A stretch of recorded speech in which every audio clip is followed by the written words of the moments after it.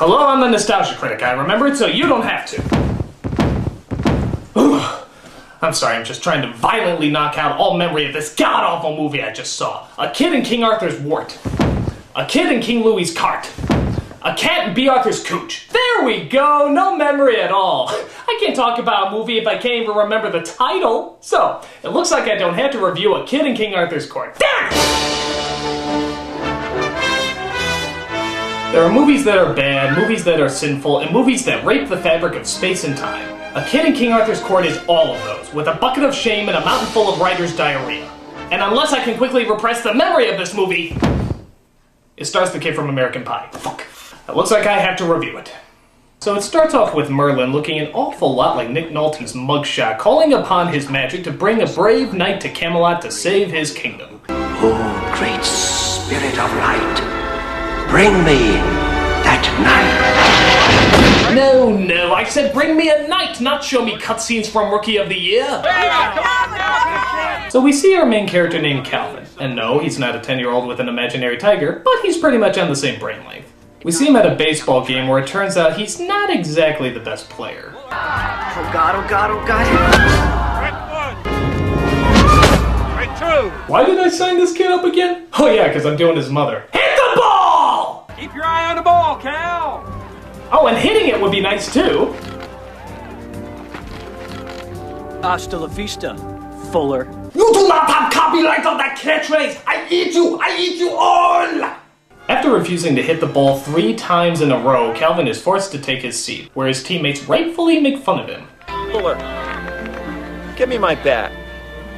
As you wish, Your Highness. Hey, act like the ball isn't gonna rape you, and then you can talk back to the players. Well, it looks like even the Earth isn't fond of our hero, as the ground literally devours him and swallows him whole. Oh, I sure hope there's no baseballs down there.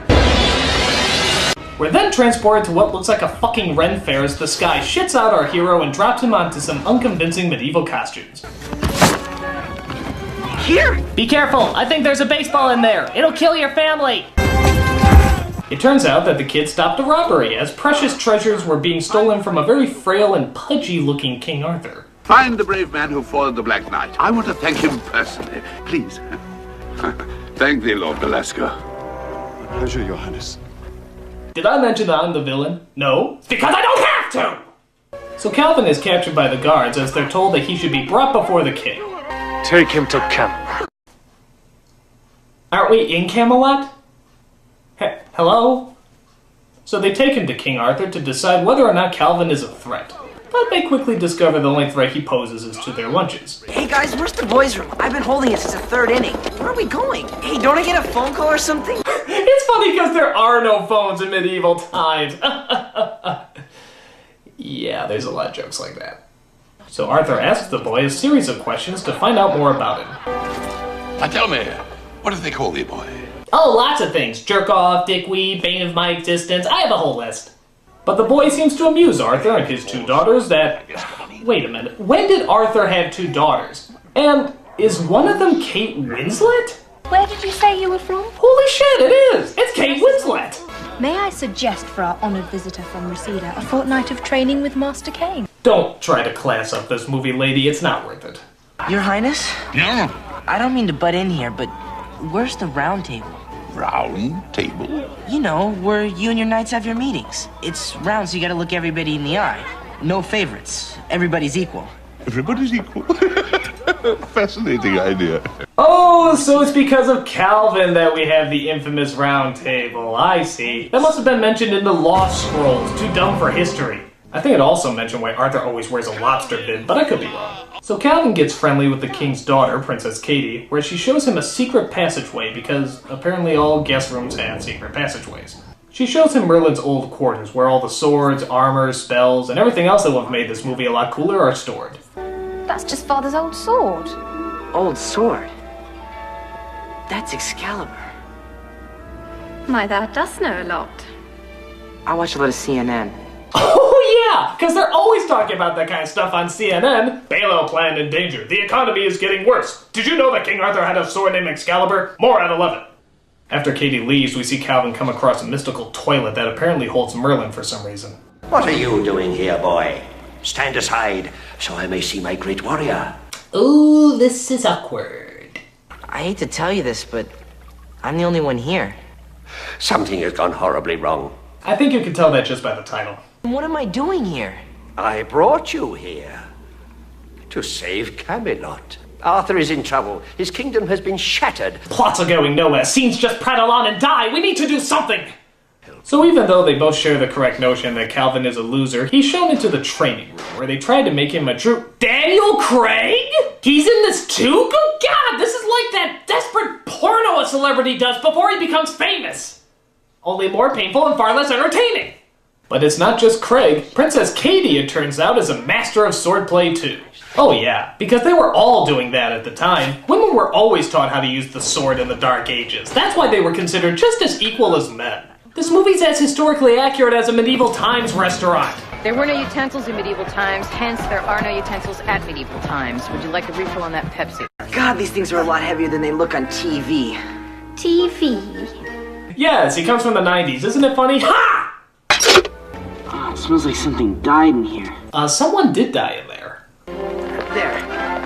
Whoa! Come on, Spam-A-Lot had more dignity than this. But as Calvin discovers, he's not exactly the world's greatest fighter.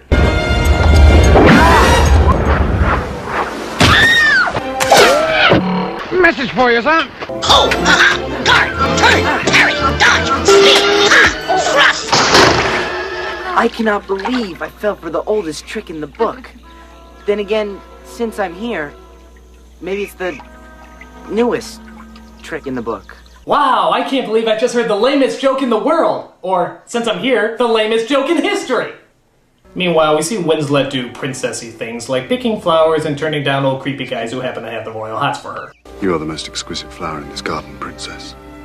There is one major difference between the garden flowers and myself, Lord Velasco. A rose will prick you, but I will do far worse. I can't believe I'm gonna be doing Hamlet after this. After that, Calvin asks one of the local blacksmiths if he can make him a pair of rollerblades. Yeah, I'm not kidding, a pair of rollerblades. By the circle builders themselves. Wait, the who? By the circle builders themselves. What the hell does that mean? The Circle Builders? Is that like some sort of medieval rock band? I mean, while you're at it, why don't you say, by the Square Makers of Antioch, or by the Triangle Trimmers of Trickle Street, or by the power of the Parallelogram Pounders. Ooh, we're really mystical now. So Calvin and Katie go rollerblading through King Arthur's castle. Wow, that did sound as stupid as I thought it would. As they work their way back down to the training room, where Calvin, it finally seems, is getting the hang of actually hitting something. But Lord Balding Skunk is determined to make a mockery of Calvin's achievements. Well, if you've had enough of fighting wooden men, how do you fancy taking on a real man for a change? Look out! He might have a baseball! No! Right in the crystal balls! You will use your belt to hang yourself with, because when I come for you, it'll be worse. Far, far worse. So in order to celebrate his ball-busting victory, Katie and Calvin share a meal together. Beautiful, but what is it? Big Mac. I'd make some chicken and nuggets, but I didn't see any raccoon testicles lying around. Oh my god, it just hit me. I may never see my family again. My friends are gone and I'm in a time period I will never survive in. Oh well. So Calvin and Katie go riding in the forest when they spot Winslet and Craig doing... Whoa! Hot British sex! I never thought the three words would go together, but whoa! But as those two share their love for one another, Calvin tries his hand at this romance thing as well. You deceived me! That's impertinent! You are a clever lad. I think she likes me. Yeah, that's why she kicked me. Most women who like me kick me. I'm a ladies' man. However, it turns out that Katie is in love, but judging by this scene, we're not quite sure to who. You are in love, little one. Don't be silly. Can't hide anything from you, can I? I know it all too well myself. Are you talking about Calvin, or...? Does it always hurt this much? Sometimes it hurts much worse. Am I the only one finding this kind of hot? What's to become of our family, Sarah? I know not. But I will always look after thee. Wait, no! Go back! Go back! I want to see him get it on! Farewell, my Oh, dear. son of a bitch! We're right in the middle of hot medieval lesbianism! One of the few things I want to see before I die, and then all of a sudden it cuts to those two putzes? I mean, come on! What kind of sexual eroticism can we possibly get out of those two? Never swallow. Never swallow. Go back to the lesbians! Alright, so there's no more hot British lesbian sex. Wow, 4 words I never thought I'd hear together. But Calvin does manage to get the blacksmith to make him a bike. Yep, first it was the rollerblades, now it's a bike. What is it? It's a mountain bike. For God's sakes, how many groundbreaking technologies can that blacksmith make? What is that? It's a Ford Focus, with anti-lock brakes, standard CD MP3 player, and new electronic stability control. Neat, huh? So the two of them decide to ride their bike and go on a picnic. Here we get to see editing at its worst, as it literally just dissolves in every single cut.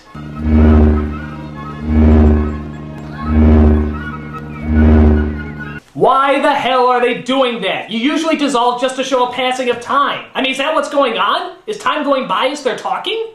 I never knew my mother that well. I heard she was a prostitute with crabs. Funny, in 7th grade, I knew I had to wear diapers for the rest of my life, so it took a little adjusting. Sometimes I just hit the wall and cry out of nowhere, and I have no idea why. So, okay, these two are supposedly falling in love, if you can buy that, as Calvin says goodbye to his sweetheart at the door. I haven't had this much fun in my whole life. I know you're worried about your father. Me too. I promise I'll do everything I can to keep Belasco from screwing things up. You know, you're right next to the door, kid. You really can't hear her struggling and mumbling for help? Princess. Help me! I haven't had this much fun in my whole life. Call the guards! I know you're worried about your father. I'm worried about me, you moron! I guess that's all. Don't leave me! Oh yeah. Help! You're a great kisser. Oh my god, what an idiot! So yeah, the brave warrior princess who has been taught sword fighting all her life suddenly can't use her fighting techniques on a couple of guards. This is a very common case I like to call the dumbass in distress disorder. This usually involves a strong, totally independent female who for the first 2 acts of the movie kicks everybody's ass and is a mighty force to reckon with. But then, near the end of the movie, as the 3rd act's getting closer, I suddenly find myself becoming dumber and less competent. And now suddenly I'm in danger! Oh, if only there was a man around to save me, they never seem to succumb to this strategically contrived illness.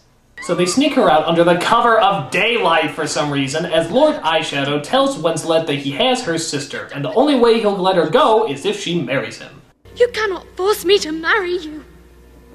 If you do not consent, then Princess Catherine will die. Ha! You see what I just did there? I made fun of your acting!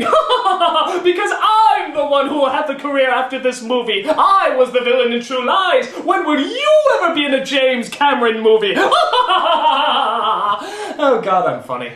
So Lord Gaycloak plans to pin the whole kidnapping on Calvin, but Calvin escapes as he tells the king what's going on and pleads with him to help. She's been taken prisoner. Well, it's impossible. Belasco's orders. But I would trust Belasco with my life. You've been faked out, played for a sucker. Your chain has been royally pulled. And other things I'm sure children my age say. So the king decides to help him out as Calvin goes and hides. Sorry, Your Highness. I have some terrible news. Never mind me, I'm just a moving hunk of armor with a kid's face for a crotch. Why not wasting my time? Find the boy. Bring me his head on a pike. I'm acting! So Calvin thinks up a plan. He and the king dress like peasants so they can break into Lord Ponytail's fortress and save Katie.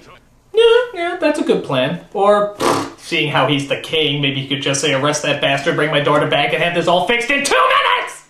But the movie decides this is more exciting, as the king discovers he's not as welcome in his kingdom as he thought.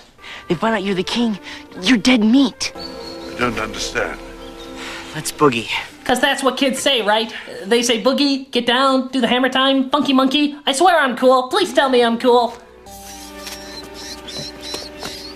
Ah, yes, again, this fearsome warrior princess can battle with a bow, arrow, and sword, but is just so afraid of those pesky, dirty rats, ew! Meanwhile, our 2 heroes break into the fortress to save the day. Quiet. I think I hear my daughter pussing out. Oh, I knew you'd come. You wouldn't happen to have a key, would you? I have something better, lad. A father's love for a daughter. Well, I have a boy's horniness for a hot chick. Let's see if that works. Cool. But the guards arrive as the king plans to rediscover his inner knight once more. Oh, come on, you could blow on the old geezer and he'd fall over. Be careful, some of them might be carrying baseballs. God help you if they're carrying baseballs. Gee, this always works in the movies. Oh yeah, because the realism of this moment totally made me forget that this was in fact a movie. That's how good the filmmaking. But Katie gets kidnapped again as her heroes plead for her life at the edge of a cliff. Stop there! Or she flies like a bird. No, take me. Please! Oh, I'm afraid rock and roll will not work this time. You're wrong. It is the great equalizer.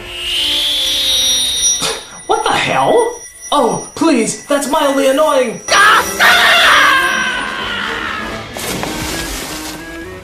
Okay, first of all, the laser on a Discman can't be turned on unless the Discman is closed. Second, how come when the knight falls he suddenly turns into a hand puppet? I mean, did they have any effects for this movie at all?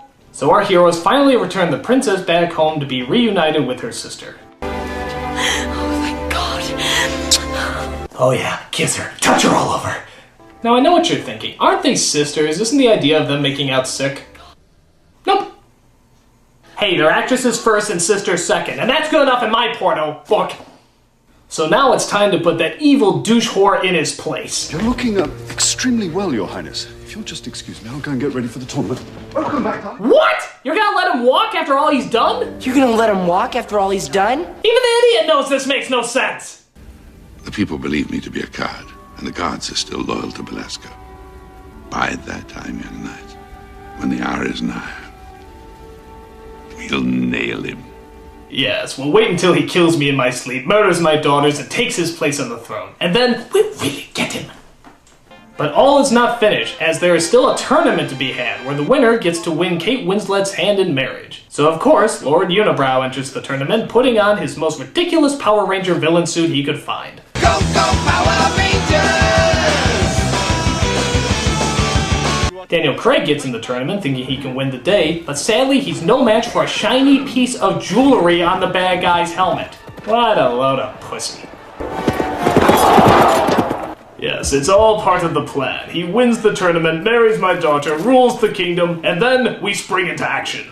But Calvin thinks he can get Craig back on his feet and keep on fighting. So, Kane, how many fingers am I holding up? Just a little off the top. Keep the sideburns. Ah, no doubt one of the great James Bond moments. Bond. James Bond. Vodka martini. Shaken, not stirred. Just a little off the top. Keep the sideburns. Though it looks like Craig, or someone who looks like Craig, has entered back into the tournament. Will he be victorious? His chances look slim. But somehow, shockingly, the knight stays on his horse and keeps on riding. What the fuck? So they go at it again, this time without that pesky head holding him back. So the knight wins the day, and who exactly was he all along? What a shock! And a load of shit. I mean, by the contest rules, this makes no sense. He didn't fight anyone else, so it defeats the idea of a tournament. This contest should be null and void! And it turns out Lord Harry Browse has the exact same opinion. Prepare to meet thy ancestors. But you are my ancestors. Haha! It turns out the mysterious Black Knight shows up to save the day. This is the hero all the town has been talking about, who has been bringing them food and money to save the people. So it's decided he should marry the princess. And just who does the Black Knight turn out to be after all this time? Hello, Father. Hooray! So you shall marry yourself. No, it turns out she's allowed to choose whoever she wants to marry. So she wisely chooses the only person who will have a career after this movie, Daniel Craig. So all is one as Merlin transports Calvin back to his normal time. Is there nothing I can say or do to make you stay? There's several things you can do to make me stay, you just won't do them! So Merlin transports him back and even allows him to finally finish his baseball game the way he wants to, getting rid of his ballophobia.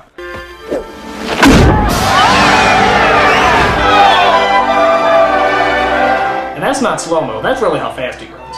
And as a special twist, the princess and king are at the game too. How the fuck does this make any sense? Did they ever mention if they time traveled or if they're just descendants of the original characters? Who cares? I don't. Movie's over. Run! This is the kind of movie you show your kids when you want to punish them. It's stupid, uninventive, and just downright horrible. My only hope is that I can still knock out all memory of this movie by hitting myself on the head repeatedly with the complete works of Shakespeare. A cock in King Arthur's couch. I still have a long way to go. I'm the nostalgia critic. I remember it so you don't lose clues.